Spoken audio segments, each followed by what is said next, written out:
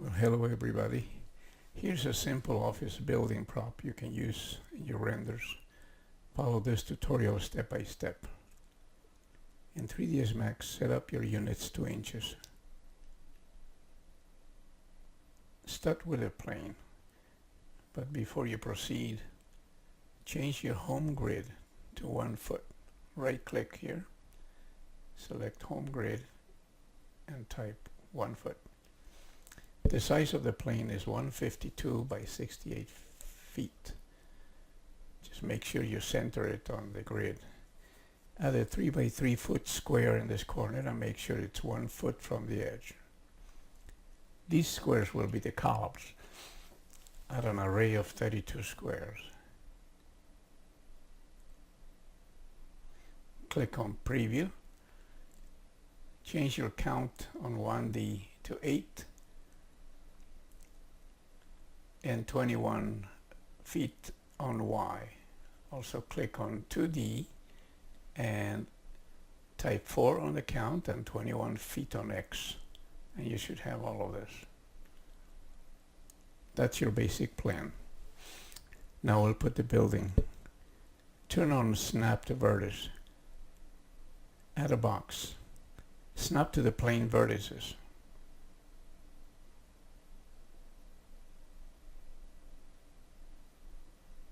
You can press S to turn on snap.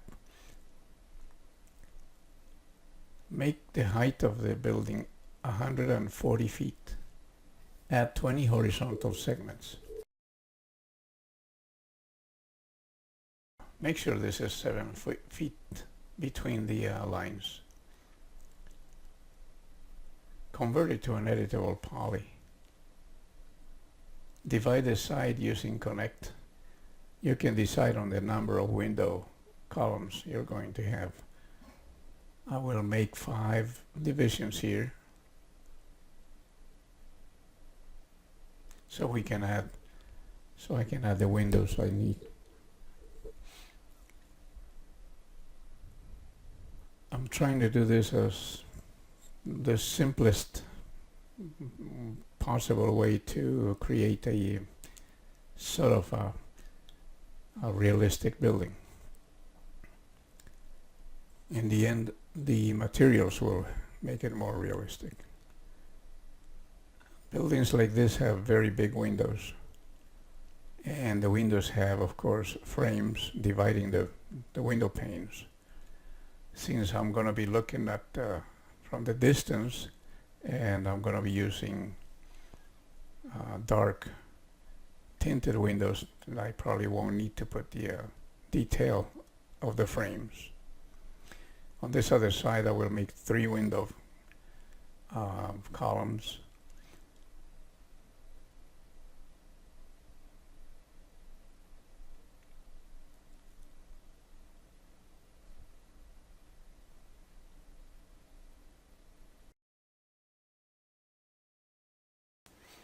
Okay, it's time to decide the window areas. Add a multi-sub-object material and pay attention to how we use the ID numbers. Select your window areas.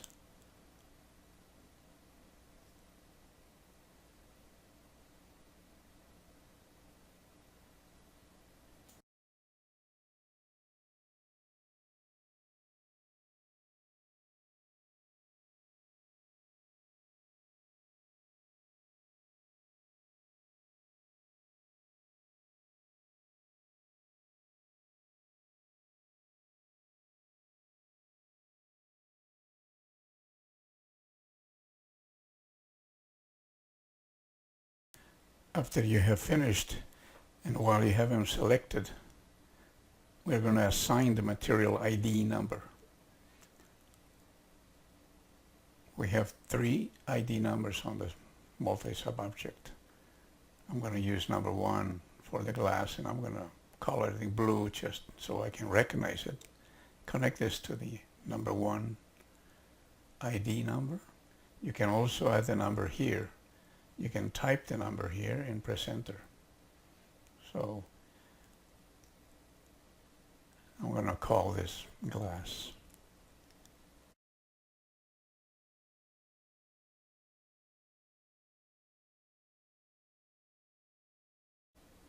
We're going to extrude the glass backwards or inside so we can have a ledge on the edge of the window. We just need to do this a very small area, like 6 inches. So type -6 inches. Okay, to select the walls you can press Ctrl-I, and then you can assign a different ID number to it. Type 2 for this one. Now make some adjustments as you need for the rest of the building. For example, the first levels are usually larger. You know, they're more expensive, and people pay more. So when you design a building, they usually make the first floor much bigger than the rest. Same thing it happens with the top floors. They call these penthouses. So we're going to make this a little larger as well. The glass is going to be larger.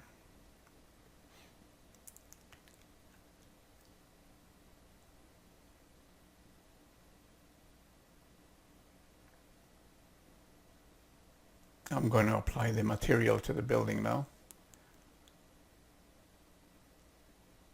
When you save this material as a prop, it's going to keep all these details for you as to the ID number, so you can color the glass and add the textures you need.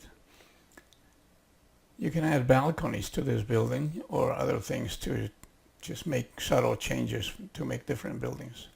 Let's hide the building and add the supporting columns. Convert these squares into editable polygons.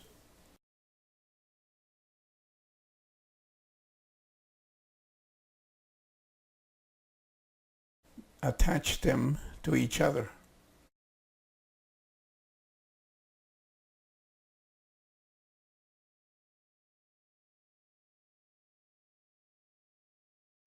Now you select the polygons and extrude them.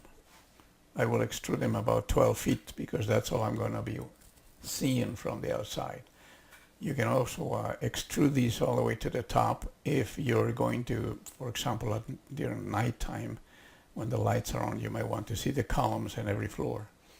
Now let's do the base. Extend this base 8 feet on both sides. Just add this to the size. Convert it to an editable poly. Then select the border and pressing Shift, pull it down. You can do this a couple of times to create steps, or you decide the size of the subfloor. Let's unhide the building now. And let's move the building up on top of the columns, which is about 12 feet from the ground. Now we can assign the material to the walls.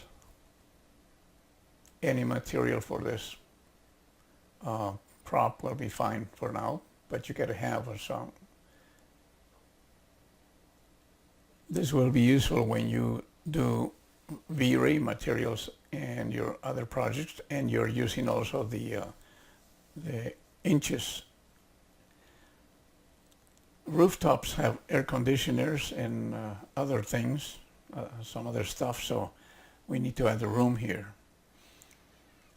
This one is like 16 feet high.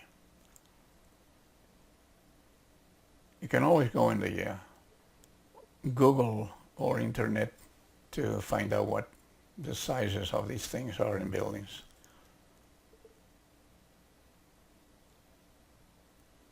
I'm adding an edge. It's called the rain drip edge, and most buildings have it. This is to avoid the rainwater from running onto the walls. You want the droplets to just fall free. So we're gonna extrude these faces just maybe about 3 inches to the outside.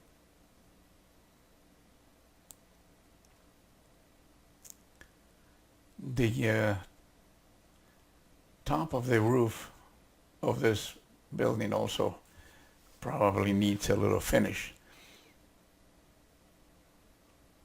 So adding a line here, we can move the vertices inward a little bit.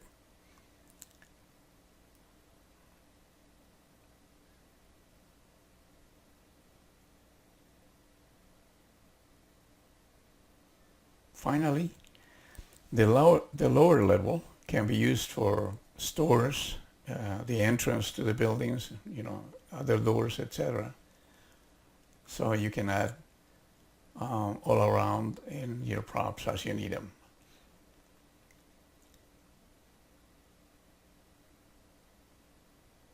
This happens to be a building with just one big entrance.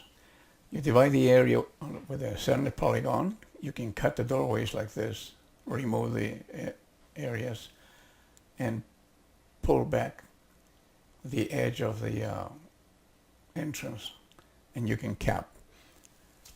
And here it is. It's a simple building, but it's easy to make some adjustments to make modifications.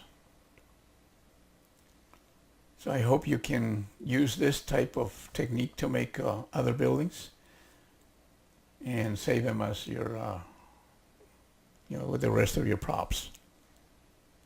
Thanks for watching.